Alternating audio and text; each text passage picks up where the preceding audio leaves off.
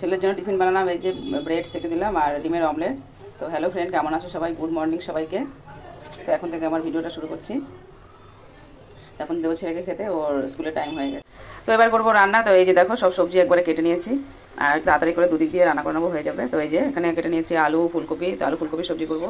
আর এই যে করলা, মানে একদম বাজে খাবার তবু খেতে হয়, তো করলা এই যে কেটে নিয়েছি। আর করবো এই যে ভেন্ডি ভাজা, আর বেশি করে পেঁয়াজ কেটে নিয়েছি, ফুলকপিতেও দেবো আর ভেন্ডি ভাজাতে একটু দেবো। আর দুদিক দিয়ে দেখো দুটো কড়াইও বসিয়ে দিয়েছি, গ্যাস জ্বালিয়ে দিয়েছি, কড়াই গরম হচ্ছে।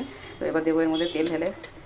তো আগে করলা ভাজাটা করে নেবো, করে নিয়ে তারপরে আবার কী হলো, গ্যাসটা আবার নিভে গেল।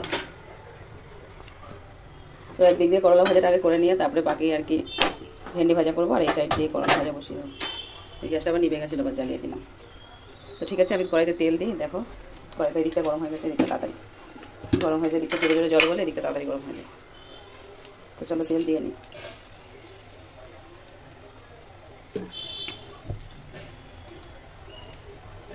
তো আলু ফুলকপিগুলো আগে ভালো করে ভেজে নেবো, ভেজে নিয়ে তারপরে রান্না করবো।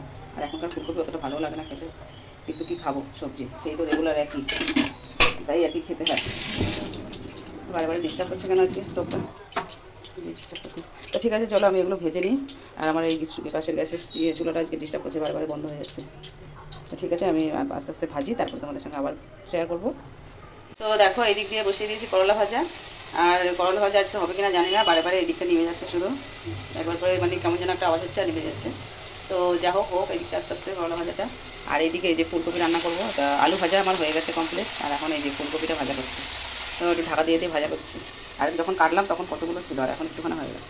আর আমার এই দেখো আজকে মশলা শেষ হয়ে গেছে, আদা রসুনের পেস্ট আমার সবসময় ফ্রিজে থাকে, আর আজকে শেষ হয়ে গেছে, ওই জন্য এখন এই যে শিলে বেটে নেবো একটুখানি, ওর জন্য আর মিক্সি আর বার করবো না। তো যাই হোক আমি মশলাটা করে নিই। হ্যাঁ বাই। তো দেখো আজকে অনেক জামা কাপড় ধুয়েছি, মানে এখন শাড়িগুলো শুধু মেলেছি, বাকিগুলো এখনও মেলা হয়নি। আজকে ঘুম থেকে উঠে জামা কাপড় মেলেছে, মানে ধুয়েছি। তো শাড়ি কটা মেলেছি। আর এই কদিন আমাদের এখানে এত বৃষ্টি হয়েছে, মানে কোনো রোদ ছিল না, কিছু ছিল না, কিছু জামা কাপড় ধোয়া হয়েছে, আর কিছু ভালো ভালো যে শাড়ি ফাড়িগুলো ওগুলো ধুইনি, ওগুলো রেখে দিয়েছি। তো এখন এই যে ধুয়েছি।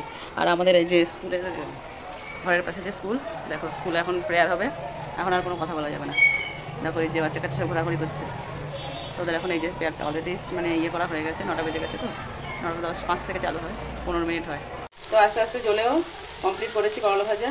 আর এখন এই যে ভেন্ডিটা বসিয়েছি ভাজতে। আর এইদিকে এই যে ইয়ে করবো, ফুলকপি রান্না করবো, তাই এর মধ্যে ফুলকপি তো ভাজা হয়ে গেছে, আলু ভাজা হয়ে গেছে।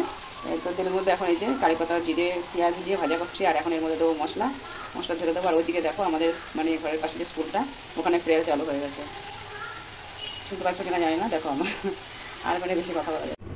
তো একবার দেখিয়ে দিই তোমাদেরকে রান্নাগুলো। তো এই যে ফুলকপি আলু দিয়ে তরকারি, আর এই যে ভেন্ডি ভাজা বেশি করে পেঁয়াজ দিয়ে রসুন ফোড়ন দিয়ে তো ভেন্ডি ভাজা করেছি। আর এই যে করলা ভাজা, আজকে করলা ভাজা করতে অনেক মানে ইয়ে হয়েছে, সাথিয়েছে আমাকে। তো যাই হোক, আর এখন দেখো ভাতটা একদম লাস্টে করছি, ভাতটা বসিয়েছি এখন। তো ঠিক আছে, এই আজকে আমার রান্নাবান্না। তো স্নান দেখো সব কমপ্লিট হয়ে গেছে, নিজেও রেডি হয়ে গেছে। আর এই যে এখন তুলে দেবো, পুজোটা দিলে তারপরে আমার কাজ হয়ে যাবে। তো কাজকর্ম সব হয়ে গেছে, আর আমারও স্নান করা পুজো দেওয়া সব কমপ্লিট। তো আমিও রেডি হয়ে গেছি, আর এখন যাবো এই যে ডিউটি। তো টাটা বাই বাই সবাইকে।